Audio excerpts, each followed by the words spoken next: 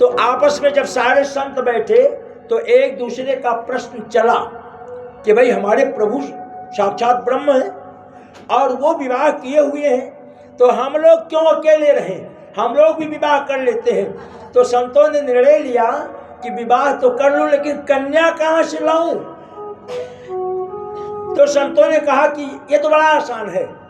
हमारे ठाकुर जी ने शिला को छू करके और स्त्री बना दिया। तो ऐसा करते हैं, सब लोग एक एक पत्थर ले आओ और अपने पास रखो, नहला धुला करके जिसको जैसे स्त्री की कामना हो, जो भाई सांवरा हो वो सांवरा कामना करे, जो गोरा हो गोरा, जिस भी तरह से जो हो वो वैसी कामना करे कि मुझे ऐसी पत्नी मिले, और तभी निभेगा। भाई काले को गोरा मिल जाए, गोरे को काला मिल जाए तो कैसे निभेगा। तो सब लोगों ने इस भाव को व्यक्त किया और सब लोग पत्थर लेकर के आए। तो निर्णय क्या हुआ, इस पत्थर को नहलाओ धुलाओ, भगवान से प्रार्थना करो, भगवान आएंगे, सबको दर्शन देंगे, सबके पत्थर को अपने पांव से छुएंगे, सबके पास एक एक घरवाली हो जाएगी। इतने में कोई बड़े बूढ़े संत थे, एक बात तो विचार ही नहीं किया तुम लोगों ने। क्या? अरे सीता जी चली भी गई थी, रावण चुरा ले गया था। तो जब कोई चुरा ले जाएगा तो हमारे प्रभु रोए भी, बन बन भटके। तो अब बताओ तुम लोग भी रोगे, बन बन भटकोगे क्या? तो बड़े बूढ़ों की बात सुन करके सब संतों ने कहा ना भाई, एक बार भटके हैं गृहस्थाश्रम में, बड़ी मुश्किल से जान बचा करके आए हैं, साधु हो गए, तो अब नहीं करेंगे। तो भगवान कृष्ण की लीला चल रही है, श्रीमद् भागवत की कथा। सुखदेव जी से प्रश्न किया कि महाराज मुझे एक बात बताइए, कोई ऐसी कथा मुझे श्रवण कराइए कि जो भौतिक जगत है, दान कर रहा है, पुण्य कर रहा है, क्या उससे भी कभी कोई गलती हो जाती है और उसका फल क्या मिलता है, और यदि गलती नहीं भी हो तो उसका फल क्या मिलता है। तो सुखदेव जी कहते हैं परीक्षित, इस भूलोक में एक थे राजा जिनका नाम था नृग, और उन्होंने अपने जीवन में करोड़ों गौओं को दान किया। एक दिन एक गलती हो गई। क्या गलती हो गई? कि उन्होंने एक गांव के एक ब्राह्मण को एक गौ दान किया। रात को गौ छूट गई खूंटे से और राजा के गाय में अगले दिन मिल गई, और उसके अगले दिन राजा ने उसी गाय को उसी गांव के दूसरे ब्राह्मण को दान कर दिया। अब पहले उसी गाय को प्राप्त किया हुआ ब्राह्मण आप खोज रहा है, और जब खोजा तो कहाँ पाया? अपने पड़ोसी के घर। दोनों ब्राह्मण लड़ गए कि भाई मेरी गाय है ये, वो कहा नहीं मेरी गाय है, राजा ने मुझे दिया, राजा ने मुझे दिया। परिणाम क्या हुआ? दोनों राजमहल में पहुंचे तो राजा ने कहा भाई एक ले लो, दो ले लो, 10 ले लो, 15 ले लो। तो ब्राह्मणों ने कहा कि मैं कोई व्यापारी थोड़ी, मुझे जो गाय दान किए हो मुझे वही चाहिए। अब राजा विवश हो गया कि भाई ये निर्जीव तो है नहीं कि इसका 2 करके बांट दो, ये तो जीवात्मा है, 2 करके बांट सकते नहीं। तो राजा ने कहा कि ब्राह्मणों मैं कुछ नहीं कर पा रहा हूं। तो ब्राह्मणों ने गुस्सा किया और कहा कि जाओ अगली योनि गिरगिट की प्राप्त करो। तो राजा नृग ने कहा कि ब्राह्मणों मेरा कल्याण कैसे होगा, कल्याण कैसे होगा, है ना? तो कहा कि जब यदुवंश में भगवान कृष्ण आएंगे और द्वारिकापुरी के कुंज में कूप में तुम्हारा निवास होगा, उनके बाल गोपाल द्वारिकापुरी के कुंज में आएंगे, कुएं में तुमको देखेंगे, निकालने की कोशिश करेंगे, पर ठाकुर जी की कृपा से तुम निकल नहीं पाओगे। सूचना मिलेगी कृष्ण को और वो आएंगे, और जैसे ही तुमको छुएंगे तुम्हारा कल्याण हो जाएगा। तो पुनः कहा कि गुरुवर ये बताइए कि आखिर महाराज कृष्ण 16,108 रानियां पटरानियां, उनका जीवन यहाँ तो एक के साथ ही नहीं निप पाता। रोज कहीं आज झगड़े तो कहीं परसों झगड़े। भाई सोना महंगा हो रहा है, अब कुछ बनवा लो और महंगा हो जाएगा। और कहा होवे नहीं करे तो महाराज क्या करें, चांदी महंगी हो रही है, कुछ बनवा लो, और नहीं व्यवस्था हो तो क्या करें, तो शाम को रोटी बंद है ना। तो कहा कि यही नहीं निप पा रहा है लोगों का गृहस्थाश्रम में, तो 16,108 के साथ कैसे निर्णय हुआ। तब उन्होंने कहा कि नारद जी आए, देखो राजन, नारद जी आए, और नारद जी ने यही जो तुमने प्रश्न मुझसे किया है भगवान कृष्ण से किया था कि प्रभु आपका राज प्रसाद इतना बड़ा, आप सब रानियों के साथ कैसे व्यवहार करते हैं। तो नारद जी से भगवान ने कहा कि देखो नारद जी, मैं बताऊं तो ठीक नहीं है, एक काम करो, आप स्वयं सब घरों में महलों में घूम आओ। तो नारद जी जिस भी महल में गए, कहीं भगवान किसी रानी के साथ चौसठ खेल रहे हैं, कहीं भगवान कुछ कर रहे हैं, कहीं भगवान कुछ कर रहे हैं, कहीं भगवान कुछ कर रहे हैं। और एक जगह तो ऐसा हुआ कि रुक्मिणी के साथ विराजमान है। तो रुक्मिणी ने कहा तैयार हो करके कि एक बात बताओ प्रभु, आज मैं कितनी सुंदर लग रही हूं, ये बताओ। तो कहा कि कितनी सुंदर लग रही हो, क्या बताऊं। बोले नहीं, बताइए कि कितनी सुंदर लग रही हो। तो बोले इतनी सुंदर लग रही हो कि जैसे बिना नमक की दाल। रुक्मिणी जी को गुस्सा आ गया, वो बोली ये कौन सी बात है। तो बोले आज जवाब नहीं दूंगा, समय आएगा तो तुमको समझा दूंगा। अब रुक्मिणी का जन्मदिन आया और बहुत बड़ा उत्सव मनाया गया। जन्मदिन में लोग इकट्ठा हुए, तो कृष्ण ने रसोइये से कहा कि जो दाल बनाओगे उस दाल में नमक मत डालना, जो सब्जी बनाओगे उसमें नमक मत डालना। तो अब भगवान की बात को कौन कहते। तो पूरी रसोई बना दी और नमक नहीं डाला, और नमक नहीं डाला। तो जब कृष्ण और रुक्मिणी साथ में बैठे प्रसादी के लिए, और भी जनता जनार्दन बैठी है, तो भाई जन्मदिन में क्या होता है, अब तो कहते केक काटो, पता नहीं किस किस चीज का बना होता, खैर हम तो नहीं जानते ना, हमारे घर कटे कभी, लेकिन लोग केक काटते हैं।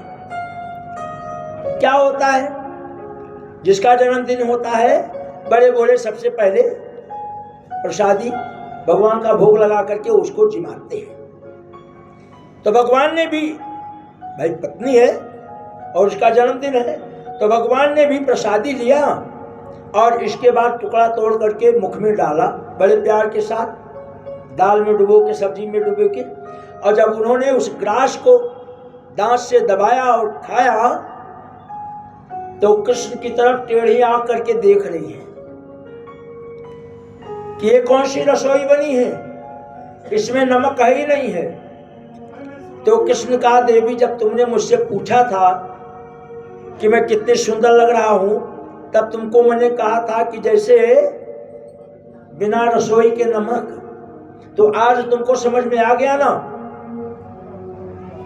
जब तक पति साथ में हो तब तक सुंदरता बनी है, और पति या दोनों की सुंदरता, पति या पत्नी एक गए संसार को त्याग कर, तो सुंदरता और मर्यादा समाप्त हो जाती है। तो भगवान से प्रार्थना करना चाहिए कि प्रभु तेरी कृपा हमारी जोड़ी पर बनी रहे, यही प्रार्थना करनी चाहिए। तो नारद जी ने इस तरह से दर्शन किया, लौट करके आए और कहा प्रभु अब आदेश करें, अब हम अपनी वीणा बजाते हुए दूसरी जगह जा रहे हैं। सुखदेव जी ने पुनः प्रश्न किया,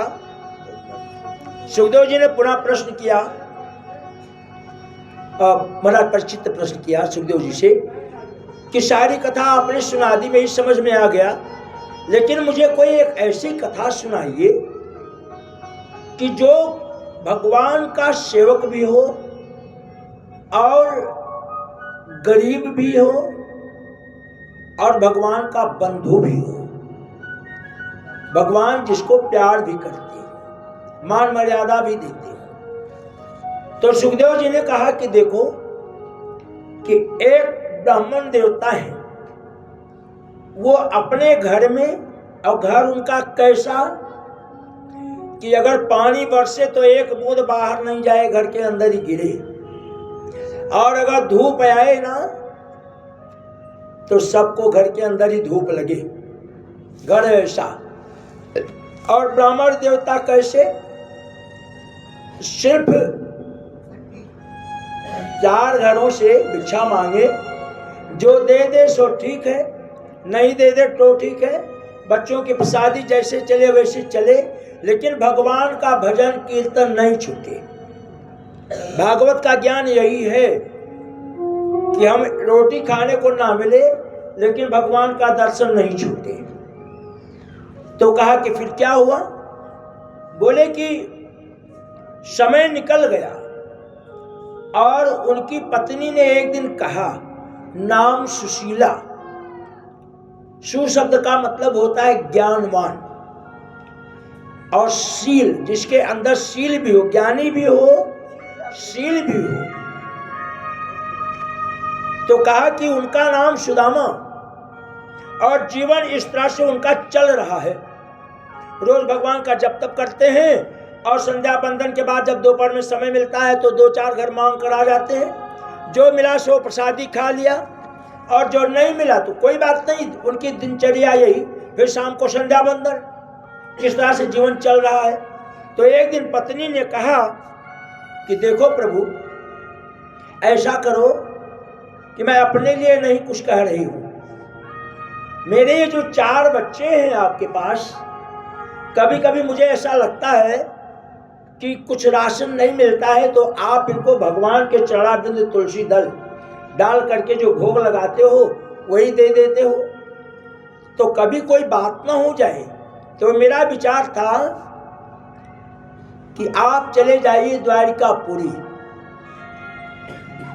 अच्छा, क्यों?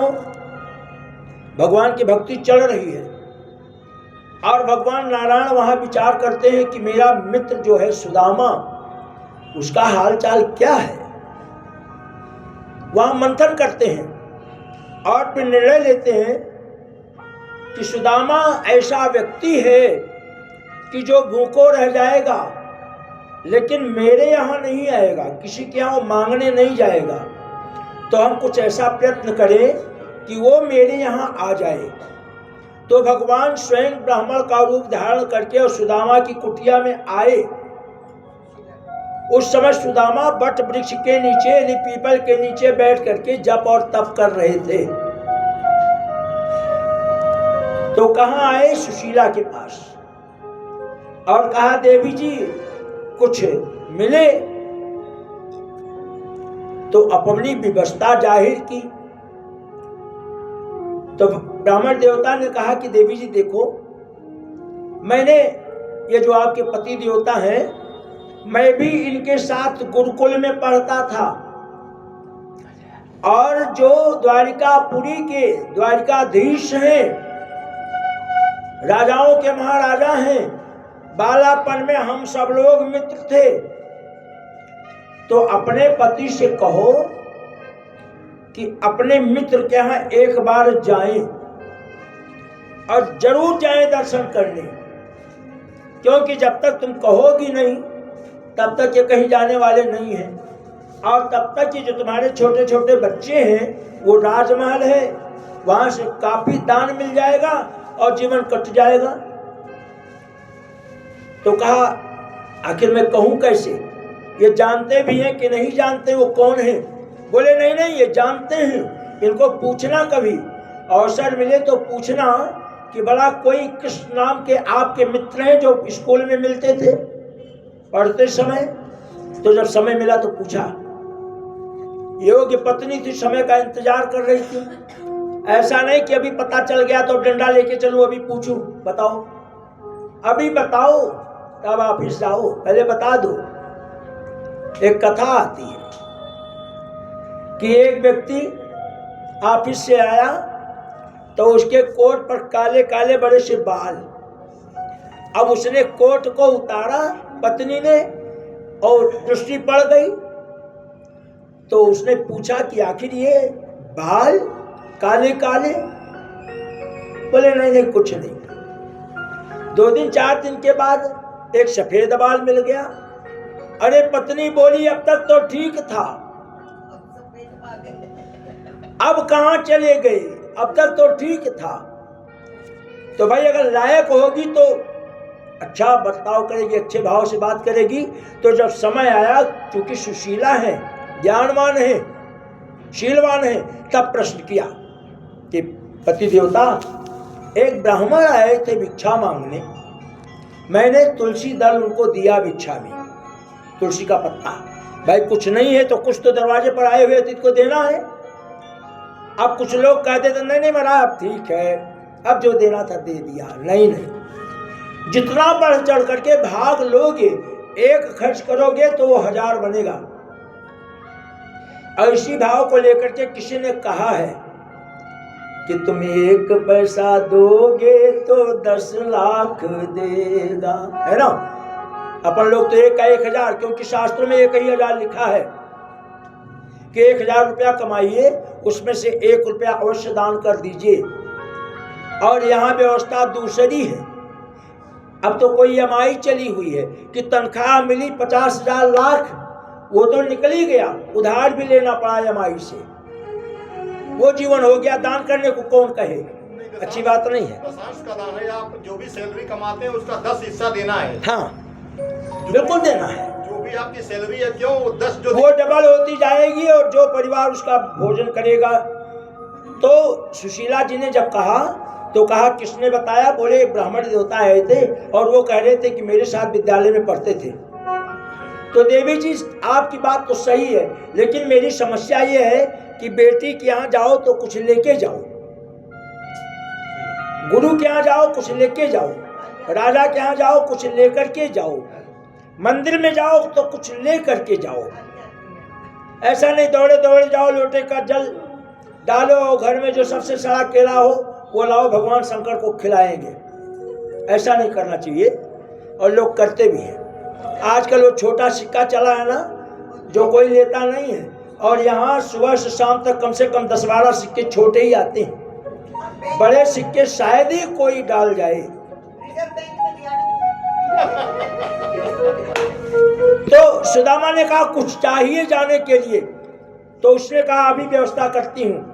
4 घरों में गई, विचारवान थी, उसने विचार किया कि एक घर से लाऊंगी मांग करके तो समझ में कृष्ण को नहीं आएगा, इसलिए 4 घरों से तंदुल मांग करके ले आई कि जब ये कई तरह का चावल होगा तो कृष्ण खोलेंगे, देखेंगे कि इसमें तो कई तरह के चावल हैं। चावल का नाम लिया जब याद आ गया।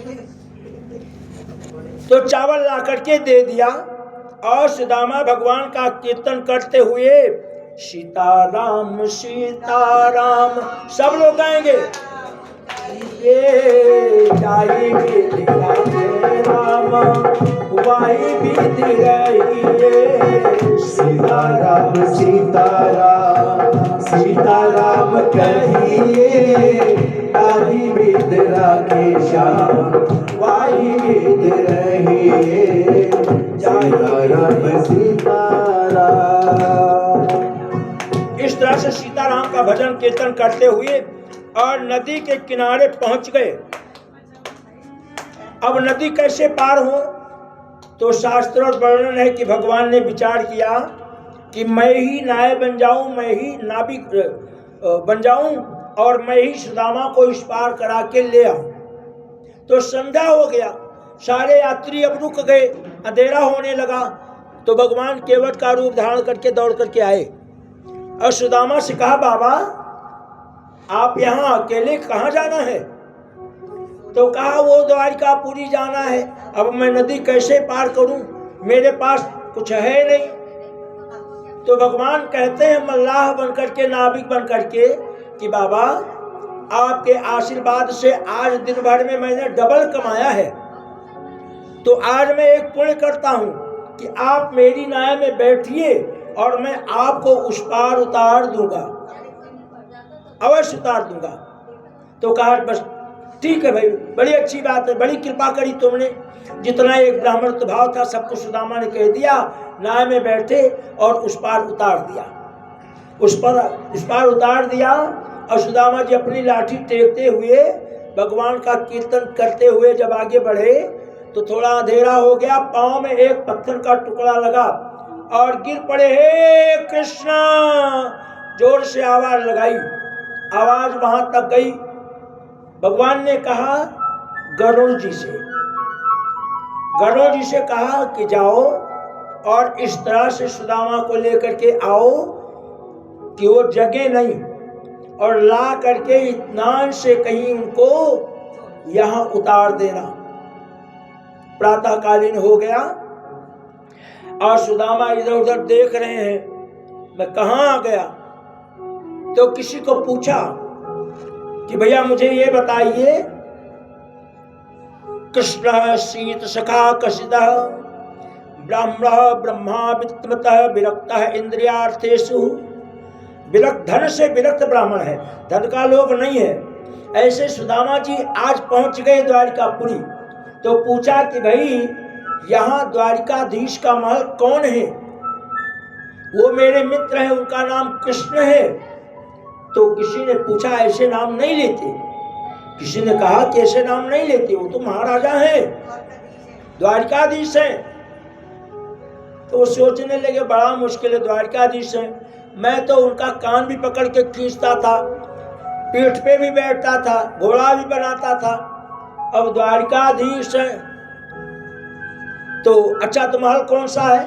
बोले वो महल दिख रहा है। और वहां पहुंचे, वहां पूछा सेवकों से, तो सेवकों ने कहा हमारा ठहरिए।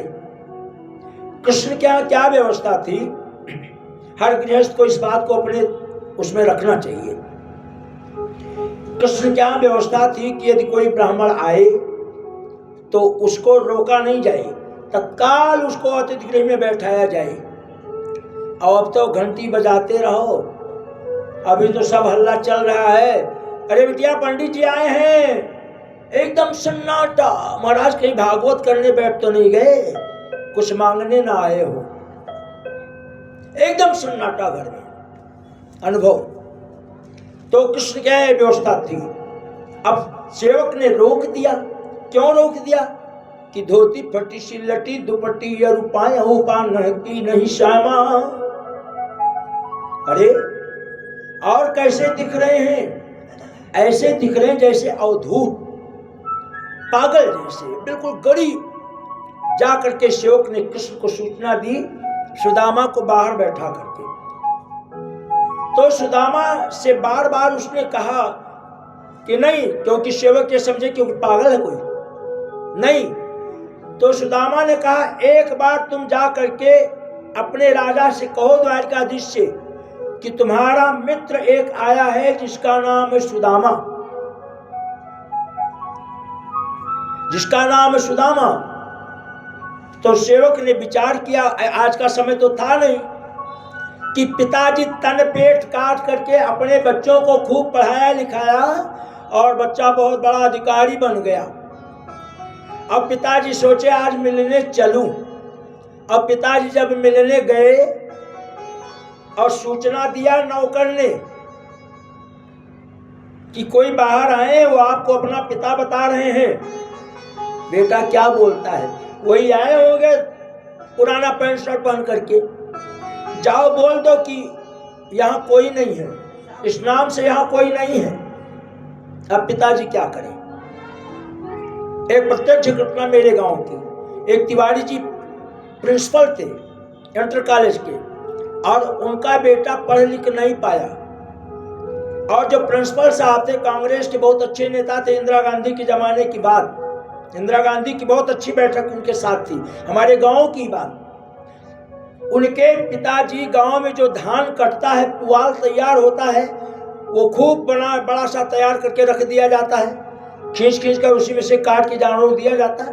वो बेचारे उसमें ऐसे बना करके और उसी में पूरी सर्दी निकालते थे, और जो खेती से इधर उधर पैसा मिलता था वो खर्च करके उनको पढ़ाते थे। और जब प्रिंसिपल हो गए तो एक धोती जीवन में नहीं दी, अपना घर अलग बसा लिया। परिणाम यह हुआ कि जो बेटा पैदा हुआ उनको ही मारे, पढ़ा लिखा नहीं।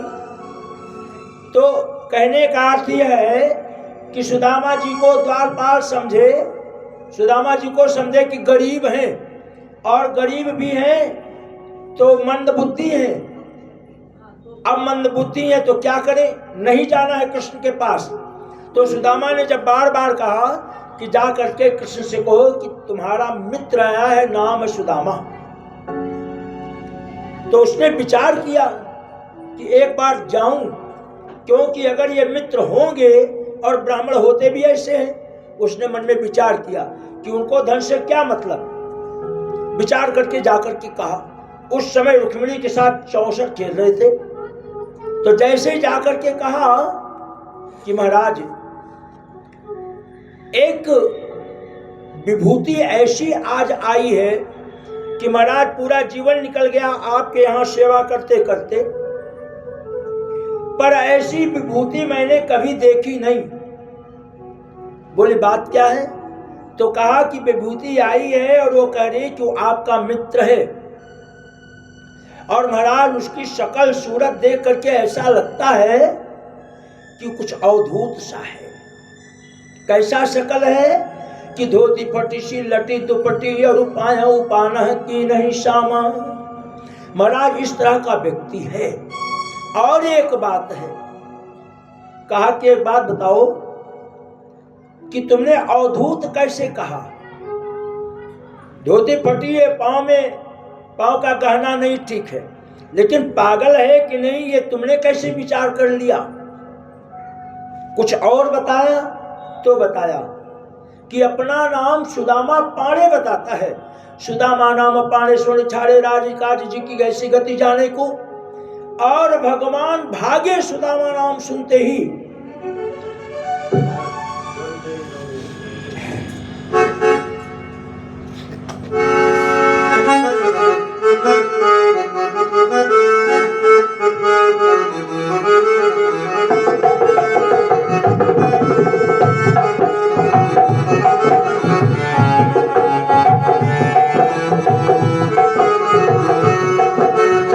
हरिद्वार वालो कन्हैया से कह दो, हरिद्वार वालो कन्हैया से कह दो, इधर पे सुदामा करीब आ गया है।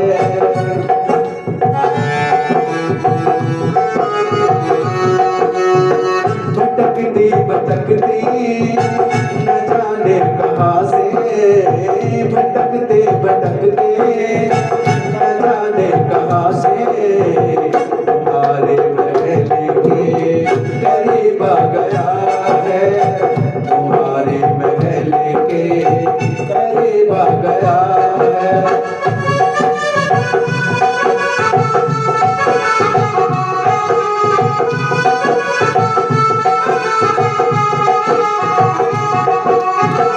नसर पे पगड़ी नसर पे जामा, नसर पे पगड़ी नसर पे जामा, बता दो कन्हैया को नाम है सुदामा, बता दो कन्हैया को नाम है सुदामा।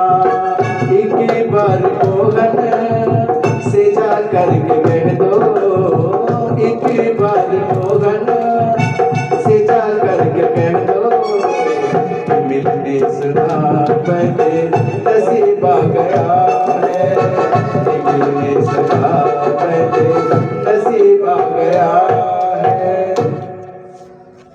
जैसे ही सुदामा नामक पाणेश्वर छाड़े राजकाज जी की ऐसी गति जाने को, वहां से तो भगवान चले, लेकिन भगवान का महल कितना?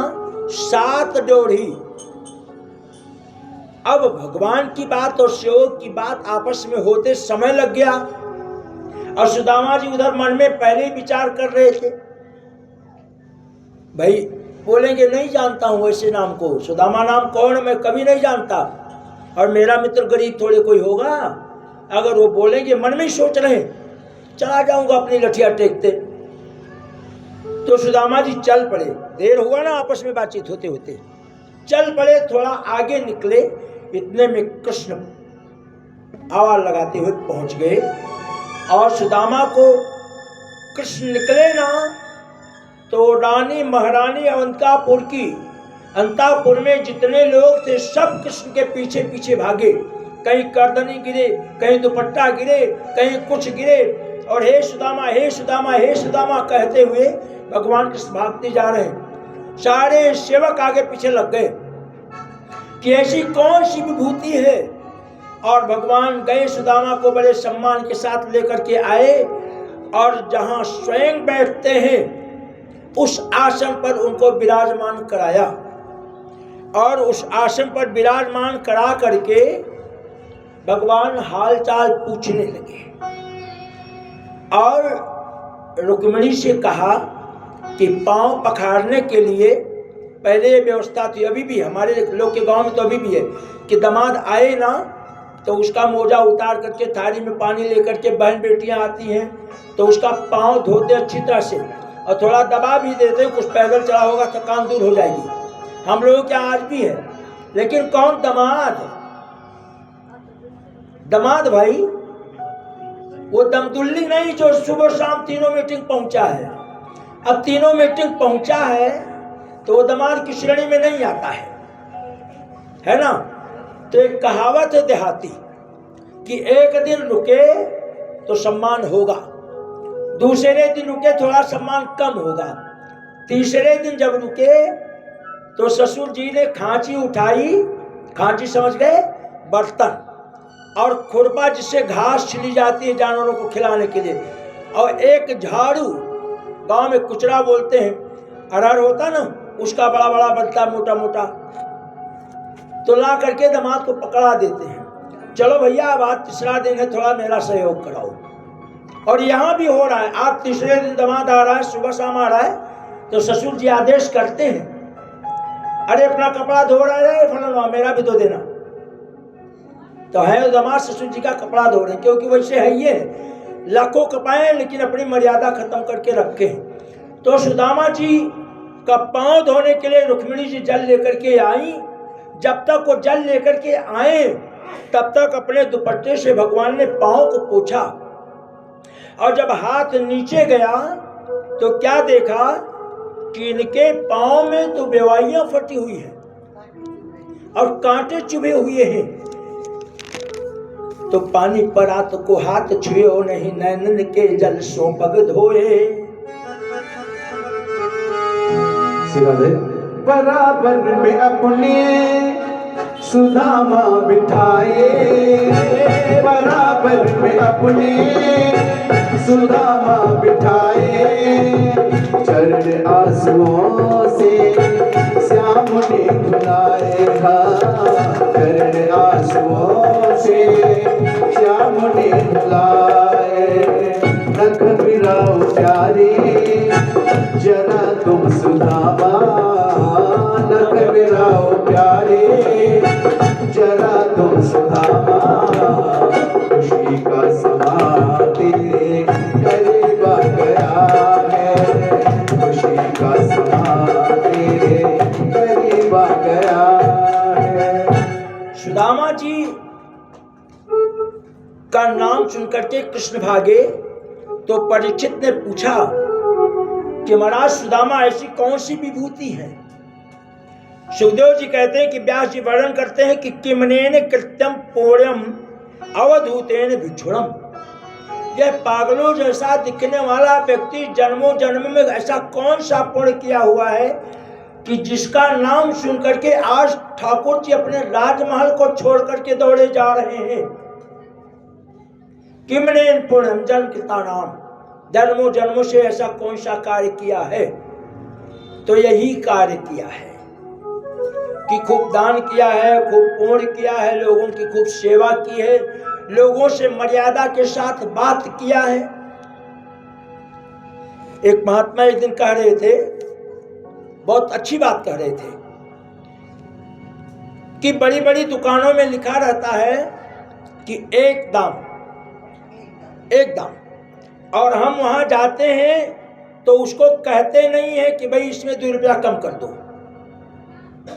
लेकिन छोटा छोटा ठेला लेकर के, सब्जी लेकर के और चीज लेकर के घूमने वाला व्यक्ति जो गांव से गरीबी को दूर करने के लिए यहाँ आया है, जब वो ठेला लेकर के घूमता है तो एक तो उसकी आधी चट हम खुदे कर जाते हैं। एक फली उठाई मटर की तो जब तक उससे समझ रहे हैं कि क्या भाव दोगी, क्या भाव दोगी, तब तक 10 तो मार लिया, 10 तो छील छील के खा लिया। राहु ग्रास कर जाता है ऐसे स्त्री या पुरुष को। ठेले वालों को ये सोच करके दे देना चाहिए, कोई बात नहीं, दिन भर मजदूर है, अगर ये 2 रुपया महंगा नहीं बेचेगा तो इसका परिवार कैसे पलेगा। सोनार की दुकान पर जाते हैं, रेट फिक्स है, लेकर के आते हैं, तो बेचारा 2000 की पूंजी लगा करके ठेला लेकर दिन भर पैदल घूमने वाला, तो हम उससे क्यों पूछे भैया क्या रेट दे रहे हो। वही रेट देगा ना कि जो 2 रुपया उसके बच्चों को पालने के लिए मिल जाए। तो हमको ऐसा ही करना चाहिए। कभी किसी ठेले वालों से पूछना नहीं चाहिए क्या चीज क्या भाव दोगे।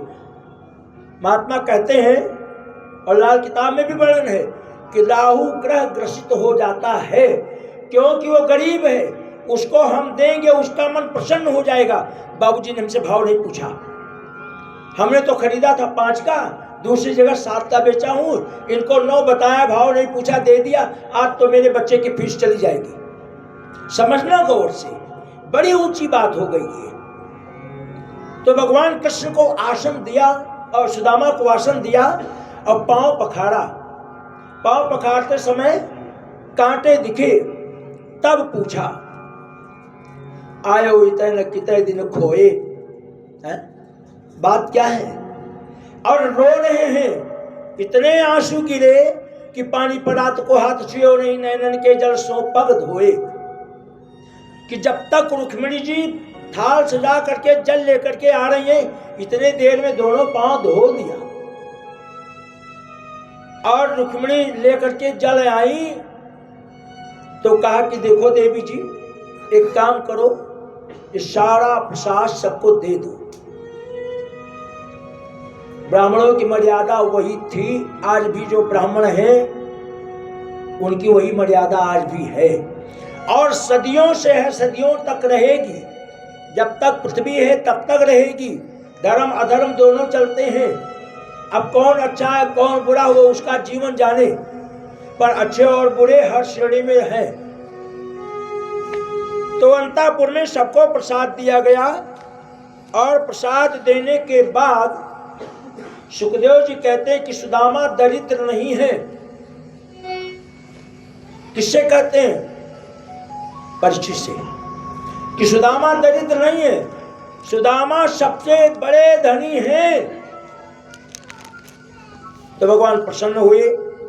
रात्रिकालीन सुदामा वहां रहे और सुदामा की भोजन प्रसादी चली।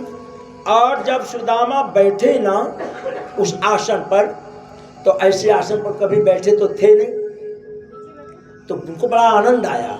मन में सोचने लगे थोड़ा दिन यहाँ रुकूंगा, तो जो सुकड़े सुकड़े दिख रहे हैं 20 साल की अवस्था में, 30 साल की अवस्था में, ये थोड़ा अच्छे लगने लगेंगे।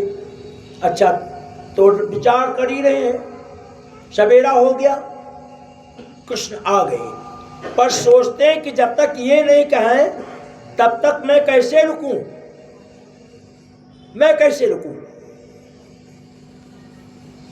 तो कृष्ण ने कहा कि मेरे मित्र सुदामा कैसे हो?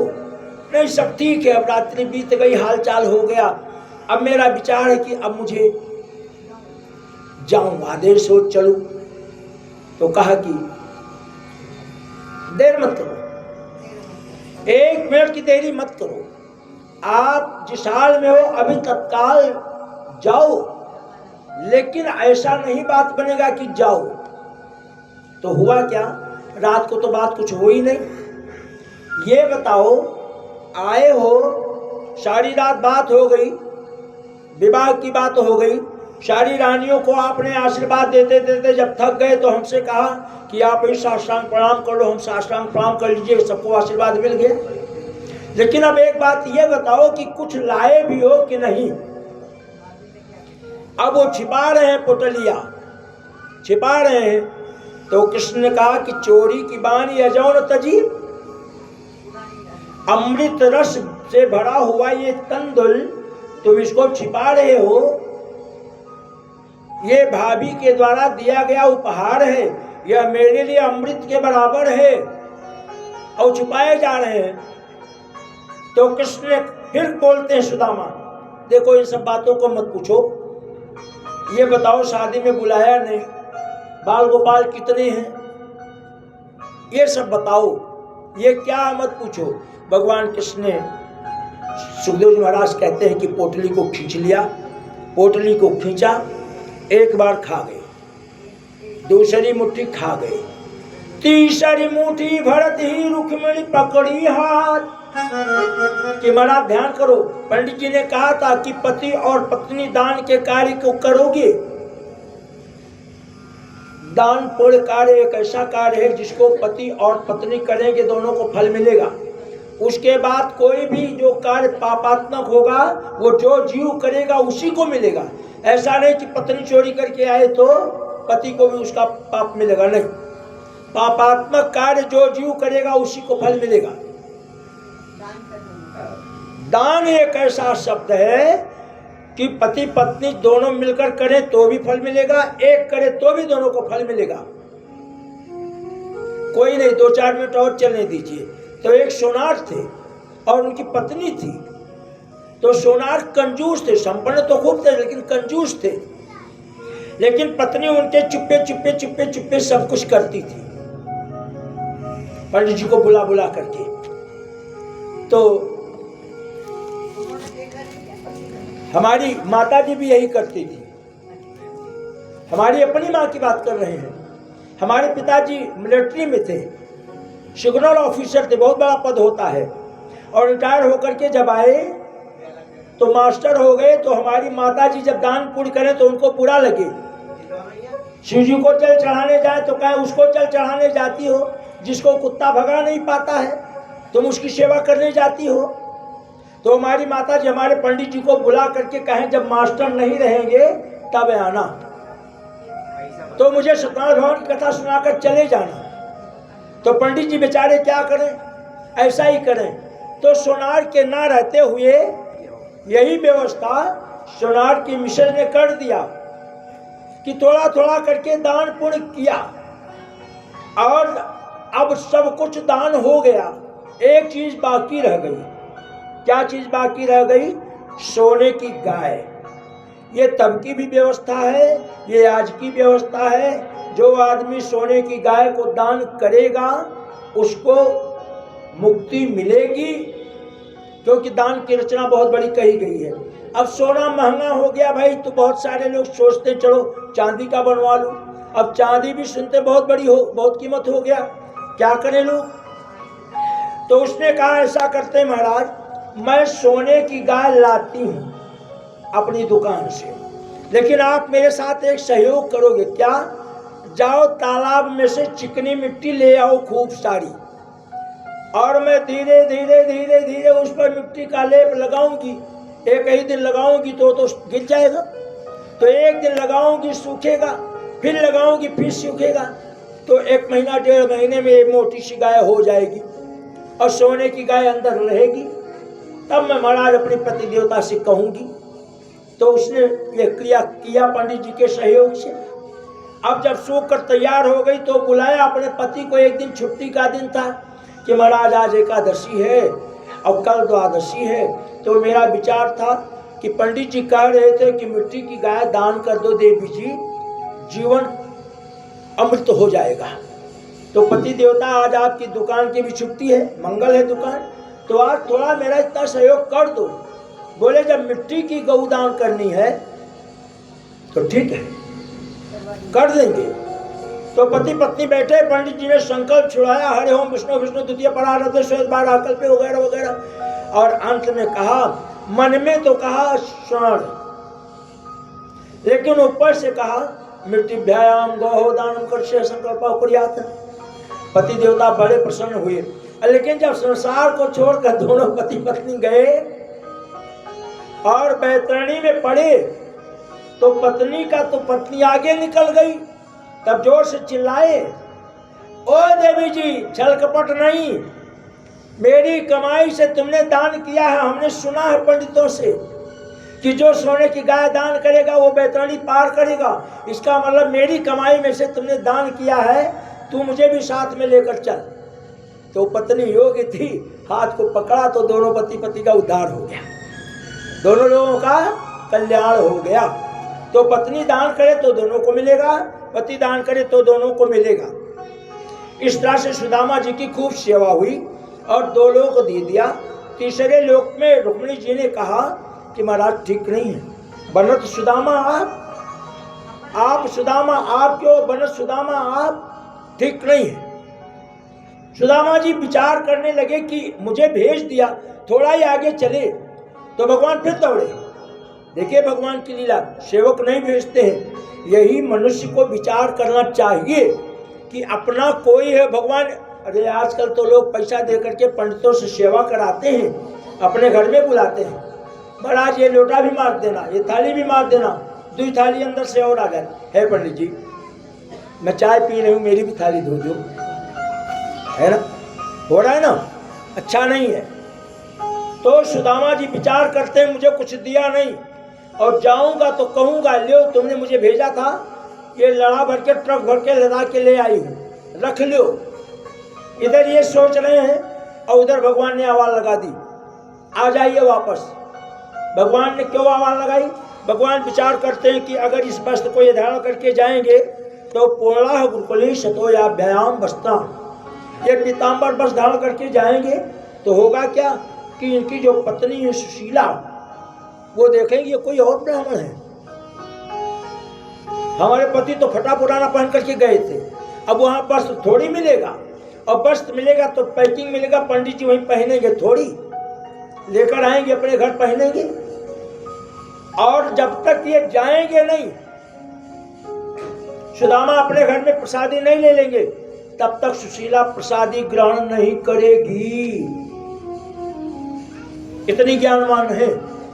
तो क्या किया, दौड़े, अरे महाराज जी वापस आओ वापस आओ, वो आप जो कल पहन करके आए थे ना उसको मैंने धुला दिया है, आप अपना वस्त्र पहन लीजिए महाराज जी, मेरे में तो सुदामा, और ये मुझको दे दीजिए क्योंकि मेरे पास 2 ही वस्त्र है, तीसरा नहीं है। आप इसको लेकर चले जाओगे तो जो अभी पहना हूं इसको नहा करके अगले दिन क्या पहनूंगा। कथा ऐसे ही सुदामा ने दे दिया और अपना पुराना पहन लिया, चले। अंतःपुरी वासियों को थोड़ा कष्ट हुआ तो प्रश्न किया कि महाराज आप साक्षात इतने बड़े राजा और वो भिक्षुक ब्राह्मण। तब उन्होंने लोगों को ज्ञान दिया कि इनकी पत्नी इस तरह से है कि उसको प्रसादी ग्रहण करने में देरी होगी तो उसका कष्ट मुझे झेलना पड़ेगा। ठाकुर जी ऐसे ही हैं। और सुदामा जी वहां पहुंच गए अपने गांव, विचार करते करते, कुछ दिया नहीं, कीर्तन करते करते, और देखा वही राजप्रसाद, वही अट्टालिका, वही महल। तो सोचते बड़ा मुश्किल है, कहीं विचार करने में भूल तो नहीं गया, लौट करके वापस तो नहीं आ गया। अच्छा फिर थोड़ा देखूं, हो नहीं सकता ऐसा, इतनी दूर चला हूं। तो देखा कि ये बट का वृक्ष है। अब महल तो खड़ा है लेकिन बट का वृक्ष थोड़ी भगवान ने बदल दिया। या ही होती मेरो ठौर, बट का वृक्ष तो यही दिख रहा है। खूब चारों तरफ से चश्मा उस्मा लगा करके देख लिया, यही है। इतने में और उनकी पत्नी सुशीला अट्टालिका पर चढ़ करके देख रही दूर तक कि जैसे ही दिखाई पड़े जल्दी से उनको प्रवेश कराऊं घर के अंदर। तो दिखाई पड़े जब, तो सुदामा दौड़ी और साथ में सेविकाएं। तो सुदामा जी से कहा पति देवता आइए, और सुदामा पीछे खिसकते जाए। अरे तुम हमारी पत्नी थोड़े हो, तुम तो कोई रानी महारानी हो, तुम मुझे मत छुओ, हमको कोई स्त्री अनंत छू दे तो नहीं ठीक है, हमारी पत्नी सुशीला है। तो उसने प्रार्थना किया, प्रभु जी आप जहां गए थे उन ठाकुर की कृपा प्राप्त हुई है। और कृपा प्राप्त हुई तो सुदामा जी गए, क्या कह करके भेजा था? सुदामा जी से कहा था कि जा करके कृष्ण से कहना कि एक मास में 2 पाक होता है, एक महीने में 2 पक्ष होता है, शुक्ल पक्ष और कृष्ण पक्ष, और 2 एकादशी होती है, और हम लोग दोनों एकादशी करते हैं। पर उनकी पत्नी कहती है कि जो प्रभु दीन दयाल ने नित्य नित्य दीनो मोह, हमारे लिए रोजे एकादशी है। यही बात जा करके कहना कि मेरी पत्नी ने यही कहा है कि एक महीने में 2 पक्ष होता है, तो 2 एकादशी हम लोग करते हैं। लेकिन हमारी गति क्या है? यही कहना कि सुशीला ने संदेश दिया है कि मेरा तो पूरे महीने एकादशी चलता है, तो प्रभु समझ जाएंगे। अब सुदामा को राजपाट प्राप्त हो गया, लेकिन बड़ी अच्छी स्थिति, कोमल सेज पे नींद न आवे। तो एक बालक, सुंदर बालक, अच्छा स्वस्थ बालक घर से तैयार होकर के बंबई कमाने गया, कमाने लगा, लौट करके आया, घर वालों ने शादी करा दिया कि भाई बच्चा कमाने लगा, शादी कर देना चाहिए। शादी करा दिया। अब बंबई की दशा क्या, जो 2 लाख कमाते हैं वो भी जमीन पर ही सोते हैं, सिराने ईंटा रखते हैं तकिया की जगह पर, लुंगी पहनते हैं, जेबदार चड्डी पहनते हैं, जो दिन भर कमाते हैं उसमें रखते हैं कि कोई छीन न ले, और झुंड के झुंड जमीन पर सोते सड़क के किनारे। ऐसा सोने वाला बच्चा, और ससुराल से दुनिया भर का गद्दा चद्दर मिला। अब कोमल सेज पर सोवे तो नींद नहीं आवे। पत्नी अपने मायके से रोज संदेशा भेजी, ये चद्दर बदल दो, ये चद्दर बदल दो, ये गद्दा बदल दो। मायके वाले भी परेशान, रोज बदल रहे हैं कि मेरे पति देवता को, मेरे दामाद को नींद नहीं आ रही है। परिणाम हुआ, जाने का समय आ गया, मित्र आ गया, और मित्र आया तो पत्नी ने पूछा, मित्र की पत्नी जो थी उसने पूछा कि मैं कुछ पूछना चाहती हूं, पूछो। तो अपने पति से कहा, आप थोड़ा सा हट जाइए, मेरी कोई पर्सनल बात है। अच्छा, हट जाता हूं। हट गई पति देवता। तो उसने पूछा कि एक बात बताइए, 1 महीना हो गया, हमारे माता पिता रोज गद्दे चद्दर बदल रहे हैं, पर पूरा महीना निकल गया, इनको नींद नहीं आई, तो बात क्या है? वहां कौन सा बिस्तर प्राप्त किए हुए हैं जिस पर सोते हैं, वही बिस्तर की व्यवस्था करूं? तो मित्र प्रसन्न हुआ और उसने कहा, ये बात है, बड़ी सरल दवा है। अभी अभी तुम्हारी शादी हुई है, तुम्हारे शादी में चीनी का बोरा आया होगा, चीनी, शक्कर चीनी, उसको झाड़ दो अच्छी तरीके से, और ये बताओ तुम्हारी सासू मैया कहाँ सोती, ससुर जी कहाँ सोते? बोले बाहर सोते हैं। तो बहुत बढ़िया, आंगन में उसको झाड़ करके बिछा देना जमीन पर, और एक ईंट ले आना सिरहाने रखने के लिए। वैसी व्यवस्था किया, और पति देवता जब रात को सोए तो सवेरे आंख खुली, ये मूल मंत्र दे दिया। तो वैसे ही सुदामा जी को नींद नहीं आई, तो सुदामा जी भगवान से प्रार्थना करते हैं कि प्रभु, ये जो दिया निधि लक्ष्मी, ये मुझे नहीं चाहिए। क्यों नहीं चाहिए भाई? चारों तरफ से संदेशा आ रहा है ना, आज जर्मन चलेंगे, आज पाकिस्तान चलेंगे, आज इंग्लैंड चलेंगे, आज चीन चलेंगे, आज इनसे समझौता, कल उनसे राज प्रसाद हो गया ना, तो क्या छूट गया? ठाकुर जी की सेवा। भाई हम इतने में ही कि नौकरी मिल गई तो क्या महाराज थक जाता हूं, थक जाता हूं, तो बहुत बड़ा राज प्रसाद, 2 लोग।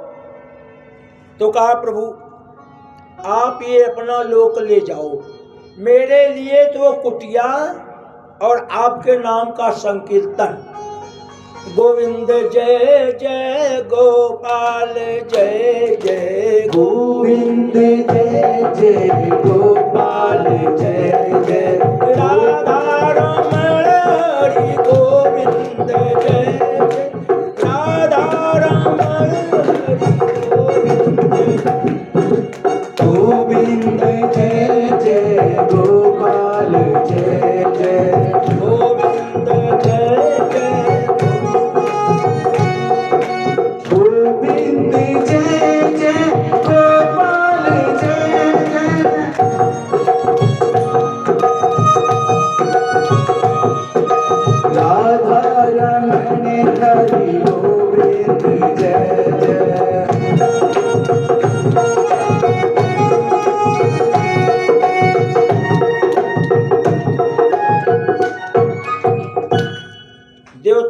देखा सुदामा जी की निधि को।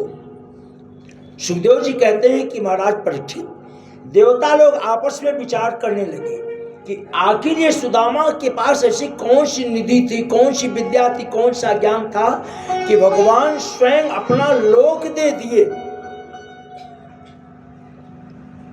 वारे सुदामा, पुष्पों की वर्षा हुई सुदामा के ऊपर।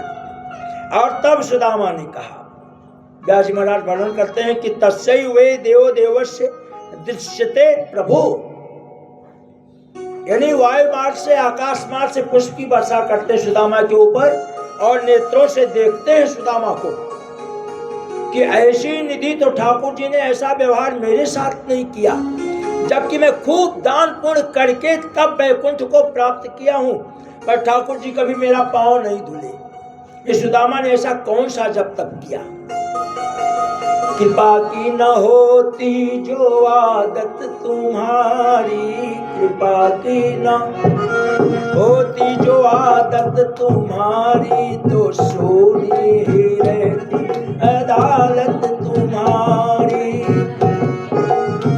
यानी भगवान कृपा करते हैं। सुखदेव जी कहते हैं कि परीक्षित, भगवान के नाम के कीर्तन में इतनी ताकत है कि तुम जो चाहो वो भगवान से प्राप्त कर लो। इस तरह से भगवान सुदामा के ऊपर कृपा किया तो नाम क्या पड़ा? दीन बंधु। एक दीन के ऊपर कृपा करी तो भगवान का नाम पड़ा दीन बंधु। पुनः प्रश्न किया कि एक बात बताइए कि सुदामा जी का तो आपने कथा सुना दिया, भगवान ने निधि दे दी, अब समय आ गया मेरी मुक्ति के बारे में, और अब मैं संसार को त्याग कर जाऊंगा तो और क्या व्यथा है संसार की? बोले कोई व्यथा नहीं है, द्वापर के अंतिम राजा आप हैं महाराज परीक्षित। अब आपके बाद जितने राजा आएंगे, जो योग्यता, जो ज्ञान, जो धर्म निष्ठा आपके अंदर है, किसी भी राजा में नहीं होगी।